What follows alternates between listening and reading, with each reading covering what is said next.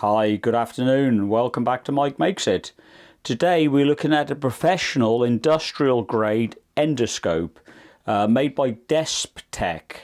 It's the DS500. We'll take it out of the box now and have a little look. It comes well presented in its own carry case. Let me just get that out of the box. So it's a fairly rugged case. It's a hard case. So you could chuck down the back of the car without any issues, I would believe. So let's unzip it, see what we get in the box, so to speak. Got a little pouch in the back pocket there. Keep the instructions, anything else you want. Charging cable. It's a USB to USB-C style cable. So your standard style A, I believe, to USB-C. There you go, so that's up to date. There's your main endoscope body, a little bit of Velcro strap going on here. So we'll undo that. That'll free the device. And there it is. 5-inch colour screen.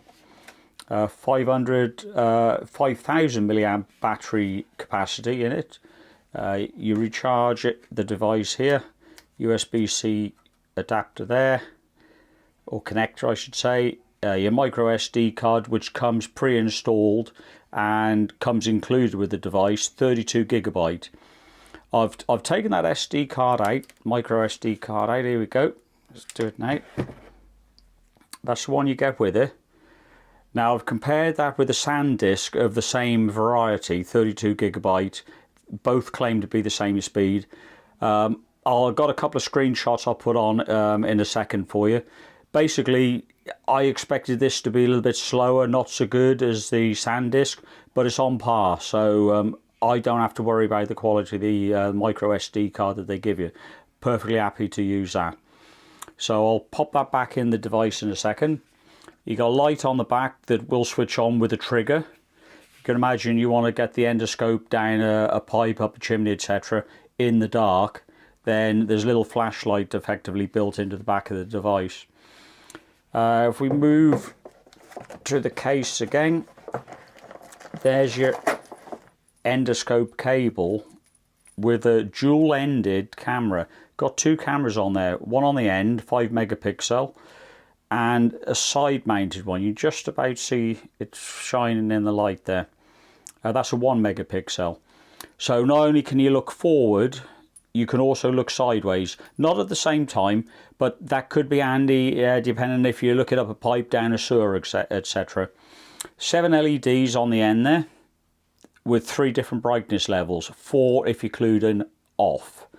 Okay, that's 16.5 feet long, semi-rigid aluminium based cable. So you know, you want to push that up a pipe, you can. If you've ever tried pushing rope up a pipe, you're going to have a job. But with this being semi-rigid, you're going to be able to get that the full length, I would imagine.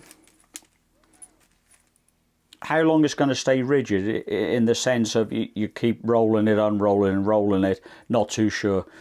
Don't do a very tight radius here and you should be okay. That's certainly what I'm going to think.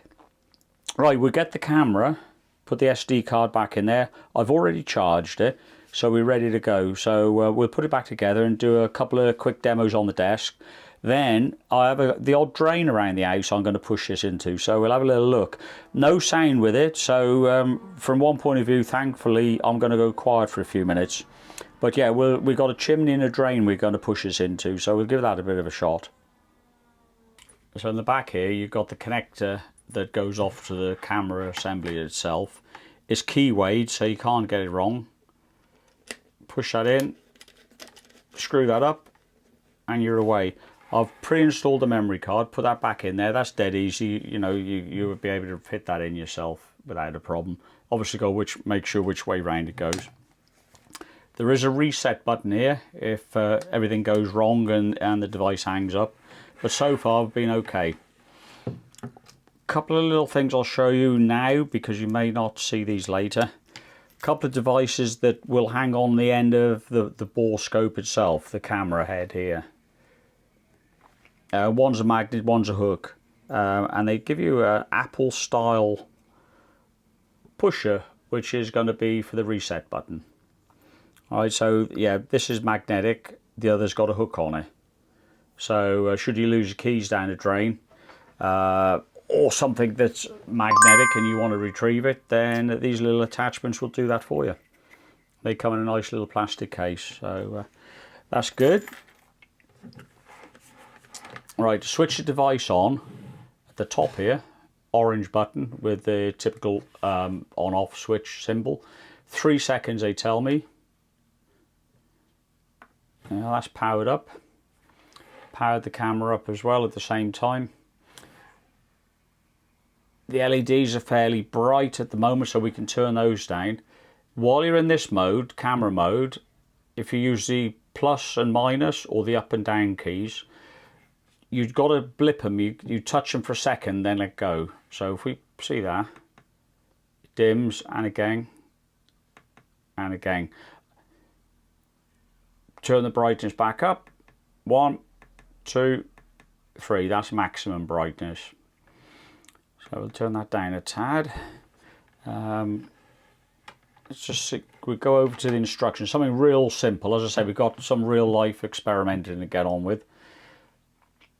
But you can see the book is coming through quite well. That's a book of words that comes with it. Upside down, but so is the camera.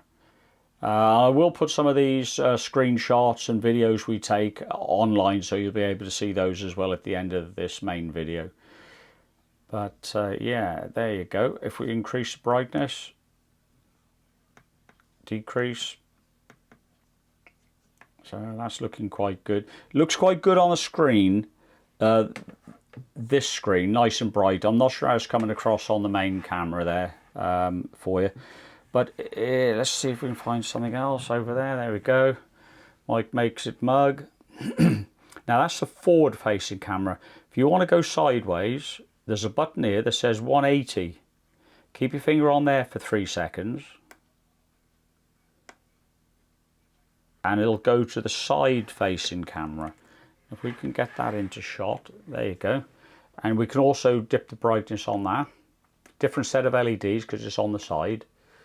Same principle though. But this button, 3 seconds, and we swap to the main one. Now they tell me this is a 5 megapixel camera on the front and only a 1 on the side. But that should be adequate. But what we'll do, we'll find a drain. We can push this scope down and see what we get. Simply to record, let me just show you that before we do go. Down the bottom here, you've got a picture of a photo of a camera and of a video camera. So let's get the mug in shot again. Press this button, a quick, just single shot, and you get confirmation a photograph's been taken. Hold the button for 3 seconds, and you go into record mode. And you can see up there we've got a time, top left we've got a video symbol, video camera symbol. You've got your SD card symbol top right and the battery level. Now there's a light on the front of the device here. This will flash depending on your battery level. Blue indicator flash, it says low battery status. If it's on permanently like it is, it says yep, quite happy, that's the working status. If you plug it into the charger and it flashes, it's charging. If it's red and it's a steady light, not flashing, it means it's fully charged. So it's a dual function indicator there. But yeah, what I found as well, if we were to switch this off, hold your finger for 3 seconds, powers down, you can remove the SD card, the micro SD card it is, and put it into a Windows PC, and it depending on if you take a photograph, which is that comes out as a JPEG file, and if you took a video, that comes out as a movie file, MOV file. So there's no conversion software, it'll read directly from the micro SD card. One thing I will point out, those buttons, they look dim at the moment, but you switch on, they're illuminated. You could forget and look at that and think that's just printed on, but no, they're actually illuminated buttons. So if you're in the dark, you know what you're pushing. Anyhow, enough said. Let's find that drain in the chimney, and we push the scope up and we'll see what we get. I'll say there's no won't be any talking. You purely have the video and the photographs to look at, but I'll stream those. Then at the end of those, I'll come back and we'll recap on how good or bad we think this is. But one more thing I'll just quickly show you before I forget. On the back here, that's that flashlight. Press the trigger, lights up, goes off. So that could be good if you're in a dark environment to, you want to know where you're poking this stick, so to speak. So, yep, to the chimney.